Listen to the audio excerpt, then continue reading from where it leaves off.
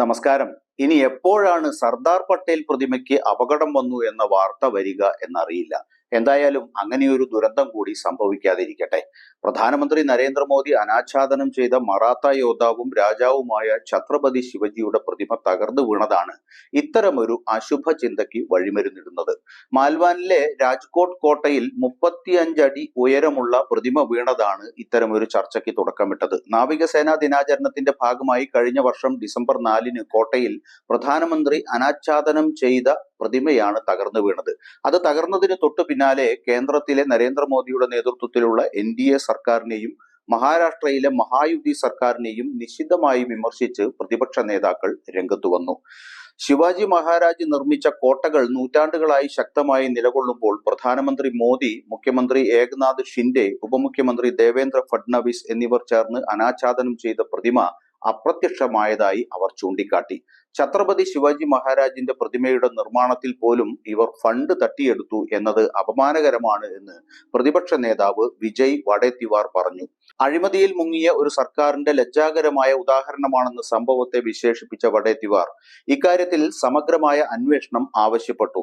മഹാരാജ്, ദയവായി ഞങ്ങളോട് ക്ഷമിക്കൂ. രാജ്യദ്രോഹികളുടെ കൈകളിൽ നിങ്ങൾ അപമാനിക്കപ്പെടുന്നത് ഞങ്ങൾക്ക് സഹിക്കാൻ കഴിയില്ല എന്നാണ് ഒരു ശിവസേന MP പറഞ്ഞത്. പ്രതിമ കൂടുതൽ പ്രൗഢിയോടെ ആ സ്ഥലത്ത് ഉടൻ പുനഃസ്ഥാപിക്കണമെന്നും മഹാരാജാവിനെ അവഹേളിച്ച കരാറുകാരനെ കരിമ്പട്ടികയിൽ പെടുത്തണമെന്നും ആവശ്യമുയർന്നു. NCP വർക്കിംഗ് പ്രസിഡന്റും ബരാമതി MP-യുമായ സുപ്രിയ സുലെ പറഞ്ഞത്, രാജ്യത്തിന്റെ പ്രധാനമന്ത്രി ഒരു സ്മാരകമോ ശില്പമോ ഉദ്ഘാടനം ചെയ്യുമ്പോൾ അതിന് പ്രവൃത്തി ഉയർന്ന നിലവാരമുള്ളതായിരിക്കുമെന്ന് ആളുകൾ പ്രതീക്ഷിക്കുമെന്നാണ്. ഉദ്ഘാടനം ചെയ്ത ഒരു വർഷത്തിനുള്ളിൽ പ്രതിമ തകർന്നത് നിർമ്മാണത്തിലെ കുറഞ്ഞ ഗുണനിലവാരമാണെന്ന് വ്യക്തമാണ്.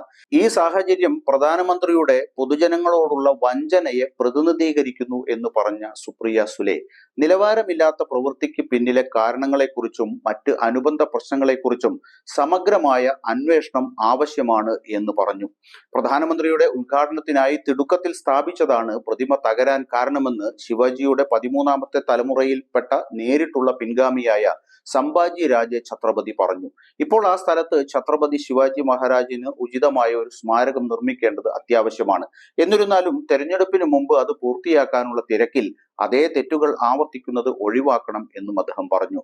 കൂടുതൽ സമയമെടുത്താലും ഈ സ്മാരകം ശാസ്ത്രീയമായി പുനർനിർമ്മിക്കുന്നത് നിർണായകമാണ്.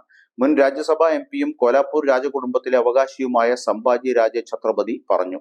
മോദിക്ക് ഉദ്ഘാടനം ചെയ്യാനും ഫോട്ടോ സെഷൻ നടത്താനുമായി പ്രതിമ താൽക്കാലികമായി നിർമ്മിച്ചതാണെന്ന് വ്യക്തമാണ്. ഇതേ ധാർമ്മികതയാണ് മറ്റ് സിവിൽ നിർമ്മാണങ്ങൾ നടപ്പാക്കുന്നതിലും BJP പ്രയോഗിക്കുന്നത് എന്നും നേതാക്കൾ കുറ്റപ്പെടുത്തി. അതിനിടെ ശിവാജി മഹാരാജ് പ്രതിമ തകർന്നതിന്റെ കാരണം അന്വേഷിക്കാനും പ്രതിമ നന്നാക്കാനും പുനഃസ്ഥാപിക്കാനും എത്രയും വേഗം പുനഃസ്ഥാപിക്കാനുമുള്ള നടപടികൾ ആരംഭിക്കാൻ മഹാരാഷ്ട്ര സർക്കാരും ബന്ധപ്പെട്ട വിദഗ്ധരും ചേർന്ന് നാവികസേനാ സംഘത്തെ നിയോഗിച്ചിട്ടുണ്ടെന്ന് ഇന്ത്യൻ നേവി ഉദ്യോഗസ്ഥർ പറഞ്ഞു. ഇത്തരത്തിൽ തിടുക്കപ്പെട്ട് സ്ഥാപിച്ച ദേവപ്രതിമകൾ തകർന്നു വീഴുന്ന അനുഭവം മധ്യപ്രദേശിലും ഉണ്ടായിരുന്നു. അയോധ്യയിലെ രാമക്ഷേത്രം ചോർന്നതും പാർലമെന്റിന്റെ നടുത്തളത്തിൽ ചോർച്ചയുണ്ടായതുമൊക്കെ അടുത്ത കാലത്താണ് നടന്നത്.